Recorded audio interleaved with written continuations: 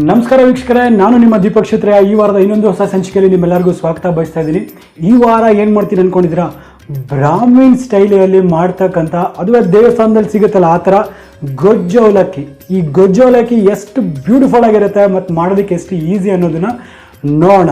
ಅದಕ್ಕಿಂತ ಮುಂಚೆ ನೀವು ಇನ್ನೂ ನಮ್ಮ ಚಾನಲ್ನ ಸಬ್ಸ್ಕ್ರೈಬ್ ಮಾಡ್ಕೊಂಡಿದ್ದಾರೆ, ಚಾನಲ್ ಸಬ್ಸ್ಕ್ರೈಬ್ ಮಾಡ್ಕೊಳ್ಳೋದು ಮರಿಬೇಡಿ. ಹಾಗೆ ಪಕ್ಕದಲ್ಲಿರ್ತಕ್ಕಂಥ ಬೆಲ್ ಐಕಾನ್ನ ಟ್ಯಾಪ್ ಮಾಡಿ ಕಾಮೆಂಟ್ ಮಾಡೋದನ್ನು ಮರಿಬೇಡಿ. ಸೊ ಹಾಗಾದರೆ ಈ ವಿಡಿಯೋ ಹೇಗೆ ಮಾಡಬೇಕು ಅನ್ನೋದನ್ನು ನೋಡೋಣ, ನಡೀರಿ.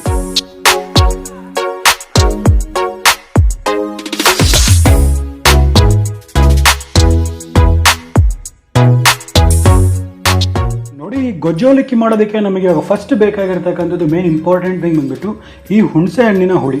ಇದನ್ನು ಬಿಸಿನೀರಲ್ಲಿ ನೆನೆಸ್ಬಿಟ್ಟು ಈ ಥರ ಪೇಸ್ಟ್ ಮಾಡ್ಕೊಂಡಿದ್ದೀನಿ. ಇದನ್ನು 1.5 ಟೇಬಲ್ ಸ್ಪೂನಷ್ಟು ಹಾಕ್ಕೊತಾ ಇದ್ದೀನಿ.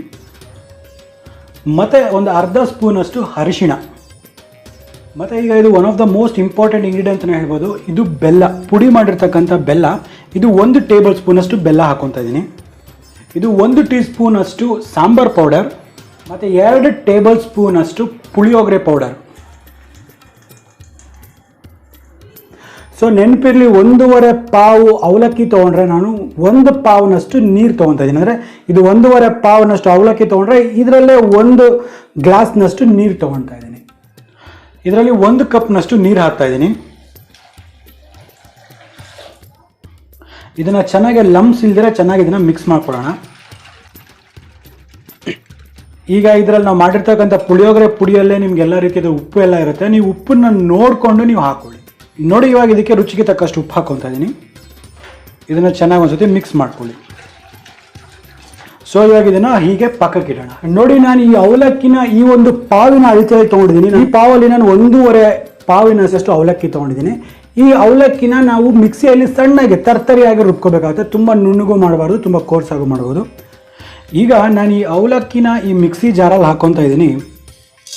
ಎಲ್ಲ ಒಟ್ಟಿಗೆ ಹಾಕ್ತಾ ಇಲ್ಲ, ಅರ್ಧ ಹಾಕ್ತಾ ಇದ್ದೀನಿ.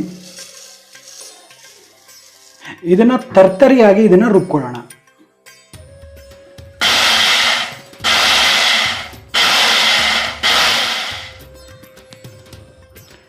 ನೋಡಿ, ಇವಾಗ ಈ ಅವಲಕ್ಕಿ ಈ ಥರ ಇಷ್ಟು ತರ್ತರಿ ಆಗಿದ್ರೆ ಸಾಕು. ತುಂಬ ಫೈನು ಆಗಿರಬಾರ್ದು, ತುಂಬ ಕೋರ್ಸು ಆಗಿರ್ಬೋದು. ಇಷ್ಟು ಒಂಥರ ರವೆ ಕನ್ಸಿಸ್ಟೆನ್ಸಿಲಿ ಇದ್ದರೆ ಸಾಕಾಗತ್ತೆ. ಸೊ ಈಗ ಈ ಪುಡಿ ಮಾಡಿರ್ತಕ್ಕಂಥ ಅವಲಕ್ಕಿನ ಈ ನೀರಿನ ಮಿಶ್ರಣದಲ್ಲಿ ಹಾಕೊಳ್ಳೋಣ. ಇದನ್ನು ಹಾಕಿ ಇದನ್ನು ಚೆನ್ನಾಗಿ ಒಂದ್ಸತಿ ನೀರಲ್ಲಿ ಮಿಕ್ಸ್ ಮಾಡೋಣ.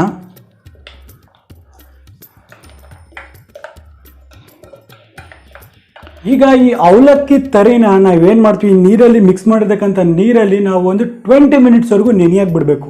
ಇದು ನೆನೆಯಕ್ಕೆ ಬಿಟ್ಟಾಗ ಏನಾಗುತ್ತೆ, ಇದರಲ್ಲಿರ್ತಕ್ಕಂಥ ಮಾಯಿಶ್ಚರ್ ಎಲ್ಲ ಆ ಅವಲಕ್ಕಿ ಹೀರ್ಕೊಂಡು ಹುಡಿಯಾಗಿ ಬರಲಿಕ್ಕೆ ಹೆಲ್ಪ್ ಮಾಡುತ್ತೆ. ಸೊ ಹಾಗಾಗಿ ಇದನ್ನು ಒಂದು 20 ಮಿನಿಟ್ಸ್ವರೆಗೂ ಇದನ್ನು ನಾವು ಸೋಕ್ ಮಾಡಿಬಿಟ್ಟು ಇದನ್ನು ಅದೇ ರೀತಿ ರೆಸ್ಟ್ ಮಾಡಬೇಕಾಗತ್ತೆ. ಈಗ ಇದನ್ನು ಒಂದು 20 ಮಿನಿಟ್ಸ್ ಹೀಗೆ ನೆನೆಯೋದಕ್ಕೆ ಬಿಡೋಣ. ನೋಡಿ, ಈಗ ಒಂದು 15 ನಿಮಿಷ ಆಗಿದೆ. ಈ 15 ನಿಮಿಷ ಆದ ನಂತರ ಈ ಅವಲಕ್ಕಿ ನೀರನ್ನೆಲ್ಲ ಚೆನ್ನಾಗಿ ಹೀರ್ಕೊಂಡು ಎಷ್ಟು ಪುಡಿಯಾಗಿ ಎಷ್ಟು ಉದುರಾಗಿ ಬರ್ತಾ ಇದೆ. ಸೊ ಇದು ಕರೆಕ್ಟಾಗಿ ಕನ್ಸಿಸ್ಟೆನ್ಸಿ ನಮಗೆ ಬಂದಿದೆ ಅಂದ್ಬಿಟ್ಟು ಅರ್ಥ. ಅಂದ್ಬಿಟ್ಟು ಇದನ್ನು ಪಕ್ಕಕ್ಕೆ ಇಟ್ಕೊಳ್ಳೋಣ. ಈಗ ಇದನ್ನು ಯಾವ ರೀತಿ ಒಗ್ಗರಣೆ ಹಾಕಬೇಕು ಅನ್ನೋದನ್ನು ನೋಡೋಣ. ನೋಡಿ, ಈಗ ಒಂದು ಕಡಾಯಿನ ನಾನು ಇಲ್ಲಿ ಬಿಸಿ ಮಾಡಲಿಕ್ಕೆ ಇಟ್ಟಿದ್ದೀನಿ. ಸೊ ಇದರಲ್ಲಿ ನಾನು ಹೀಗೆ ಒಂದು 3 ರಿಂದ 4 ಟೇಬಲ್ ಸ್ಪೂನ್ ಒಗ್ಗರಣೆಗೆ ಎಷ್ಟು ಬೇಕೋ ಅಷ್ಟು ಎಣ್ಣೆನ ಹಾಕ್ಕೊತಾ ಇದ್ದೀನಿ. ಸೊ ಹಾಗಾಗಿ ಒಂದು 4 ಟೇಬಲ್ ಸ್ಪೂನ್ ಎಣ್ಣೆ ಹಾಕ್ಕೊತಾ ಇದ್ದೀನಿ. ನೋಡಿ, ಎಣ್ಣೆ ಚೆನ್ನಾಗಿ ಕಾದಿದೆ. ಇದರಲ್ಲಿ 1 ಟೇಬಲ್ ಸ್ಪೂನ್ ಅಷ್ಟು ಕಡಲೆಬೀಜ. ಇದು ಚೆನ್ನಾಗಿ ಕ್ರಿಸ್ಪ್ ಆಗೋವರೆಗೂ ಇದನ್ನು ಚೆನ್ನಾಗಿ ಹುರ್ಕೊಳ್ಳೋಣ. ಈಗ ಇದರಲ್ಲಿ ಒಂದು 1/4 ಟೀ ಸ್ಪೂನ್ ಅಷ್ಟು ಸಾಸಿವೆ, ಒಂದು ಅರ್ಧ ಟೀ ಸ್ಪೂನ್ ಅಷ್ಟು ಕಡಲೆಬೇಳೆ. ಈ ಒಗ್ಗರಣೆಯಲ್ಲಿ ಇಂಪಾರ್ಟೆಂಟ್ ಬಂದುಬಿಟ್ಟು ಹಿಂಗು. ನೋಡಿ, ಇದು ಒಂಥರ ಸಾತ್ವಿಕ್ ಫುಡ್ ಅನ್ನಂಗೆ. ಈ ಸಾತ್ವಿಕ್ ಫುಡ್ಡಲ್ಲಿ ನಾವೇನು ಮಾಡ್ತೀವಿ, ಬೆಳ್ಳುಳ್ಳಿ ಮತ್ತು ಈರುಳ್ಳಿನ ಯೂಸ್ ಮಾಡೋದಿಲ್ಲ. ಸೊ ಯಾವಾಗ ನಾವು ಬೆಳ್ಳುಳ್ಳಿ ಮತ್ತು ಈರುಳ್ಳಿ ಯಾವಾಗ ಯೂಸ್ ಮಾಡೋದಿಲ್ವೋ ಆಟೋಮೆಟಿಕ್ಕಾಗಿ ಅದರಲ್ಲಿ ಹಿಂಗಿನ ಪ್ರಯೋಗ ಬೇಕಾಗುತ್ತೆ. ಸೊ ಅದಕ್ಕಾಗಿ one of the most important ingredient ಬಂದುಬಿಟ್ಟು ಹಿಂಗಾಗುತ್ತೆ. ಇದನ್ನು ಒಂದು 1/4 ಟೀ ಸ್ಪೂನ್ ಅಷ್ಟು ಹಿಂಗನ್ನು ನಾನು ಇದರಲ್ಲಿ ಯೂಸ್ ಮಾಡ್ತಾ ಇದ್ದೀನಿ. ಮತ್ತು ತುಂಬ ಇಂಪಾರ್ಟೆಂಟ್ ಆಗಿರ್ತಕ್ಕಂಥದ್ದು ಒಂದು 3 ರಿಂದ 4 ಚಿಟಿಕೆ ಅಷ್ಟು ಹಿಂಗು. ಇದು ತುಂಬ ಇಂಪಾರ್ಟೆಂಟ್. ಇದನ್ನೆಲ್ಲ ಹಾಕಿಬಿಟ್ಟು ಇದನ್ನು ಇನ್ನೊಂದು ಸತಿ ಕ್ಲೀನಾಗಿ ಚಿಟಪಟ ಅನ್ನೋವರೆಗೂ ಇದನ್ನು ಕ್ಲೀನಾಗಿ ಫ್ರೈ ಮಾಡ್ಕೊತಾ ಇದ್ದೀನಿ. ನೋಡಿ, ಇದರಲ್ಲಿ ಈಗ ಒಂದು 3 ಎಸಳಷ್ಟು ಕರಿಬೇವಿನ ಸೊಪ್ಪನ್ನು ಹಾಕ್ತಿದ್ದೀನಿ. ಒಂದು 3 ಒಣಮೆಣಸಿನ್ಕಾಯಿ ಹಾಕ್ತಾ ಇದ್ದೀನಿ. ಸೊ ಸೊ ನೆನಪಿರಲಿ, ಇದರಲ್ಲಿ ಜಾಸ್ತಿ ಕ್ರಿಸ್ಪಿನೆಸ್ನ ಯೂಸ್ ಮಾಡೋಕ್ಕೆ ಹೋಗಬಾರ್ದು. ಸೊ ಕಡಲೆಬೇಳೆ ಆಟೋಮೆಟಿಕ್ ಆಗಿರುತ್ತೆ. ಸೊ ಇದರಲ್ಲಿ ಸ್ವಲ್ಪ ಫ್ಲೇವರ್ ಎನ್ಹ್ಯಾನ್ಸ್ ಮಾಡೋದಕ್ಕೆ ನಾನು ಇದರಲ್ಲಿ ಸ್ವಲ್ಪ ಗೋಡಂಬಿನ ಹಾಕೊಂಡಿದ್ದೀನಿ. ಅದು limited, 1 table spoon is more than enough for that. ಹಾಗೆ 1 ರಿಂದ 1.5 ಟೇಬಲ್ ಸ್ಪೂನಷ್ಟು ಗೋಡಂಬಿನ ಹಾಕ್ಕೊತಾ ಇದ್ದೀನಿ. ಮತ್ತು ಇದರಲ್ಲಿ 1 ಸ್ಪೂನಷ್ಟು ಬಿಳಿ ಎಳ್ಳನ್ನು ಹಾಕ್ತಾ ಇದ್ದೀನಿ. ಇದನ್ನೆಲ್ಲವನ್ನ ಹಾಕಿಬಿಟ್ಟು ಚೆನ್ನಾಗಿ ಈ ಒಗ್ಗರಣೆನ ಹುರ್ಕೊಳ್ಳೋಣ.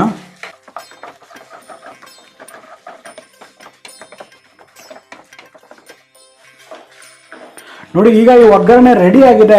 ಸೊ ಈ ಟೈಮಲ್ಲಿ ಫ್ಲೇಮ್ನ ಕಟ್ ಆಫ್ ಮಾಡೋಣ. ನಾವೇನಾಗಲೇ ನೆನೆಸಿದ್ವಿ ಅವಲಕ್ಕಿನ, ಈ ಅವಲಕ್ಕಿನ ಇದರಲ್ಲಿ ಹಾಕ್ಕೊಳ್ಳೋಣ.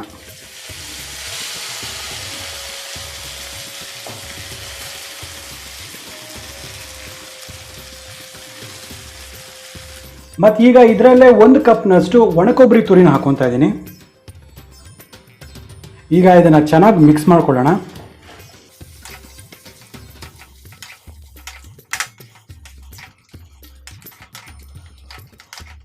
ಈಗ ಇದನ್ನು ಕ್ಲೋಸ್ ಮಾಡಿಬಿಟ್ಟು ಒಂದು 2 ಮಿನಿಟ್ಸ್ವರೆಗೂ ಲೋ ಫ್ಲೇಮಲ್ಲಿ ಇದನ್ನು ಕುಕ್ ಆಗಲಿಕ್ಕೆ ಬಿಡೋಣ.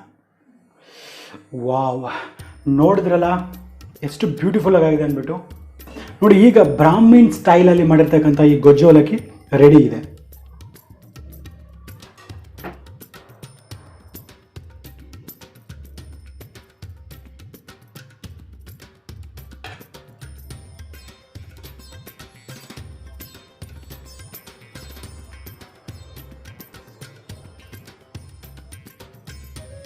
ಹಾಗಾದರೆ ನೋಡಿದ್ರಲ್ಲ ವೀಕ್ಷಕರೇ, ಈ ಬ್ರಾಹ್ಮಣರ ಶೈಲಿಯಲ್ಲಿ ಮಾಡ್ತಕ್ಕಂಥ ಗೊಜ್ಜು ಅವಲಕ್ಕಿ ಹೇಗೆ ಮಾಡೋದು ಅಂದ್ಬಿಟ್ಟು ಎಷ್ಟು ಈಸಿ ಇರುತ್ತೆ ಅಲ್ವಾ. ನಾನು ಗ್ಯಾರಂಟಿ ಕೊಡ್ತೀನಿ, ಈ ಮೆಥಡಲ್ಲಿ ಮಾಡಿ ನೋಡಿ, ನೀವು ಡೆಫಿನೆಟ್ ಆಗಿ ಇಷ್ಟಪಡ್ತೀರಾ. ನಿಮ್ಮ ಫ್ಯಾಮಿಲಿಯವರು ಕೂಡ ನೋಡಿಬಿಟ್ಟು ಡೆಫಿನೆಟ್ ಆಗಿ ಆಶ್ಚರ್ಯ ಬೀಳ್ತಾರೆ.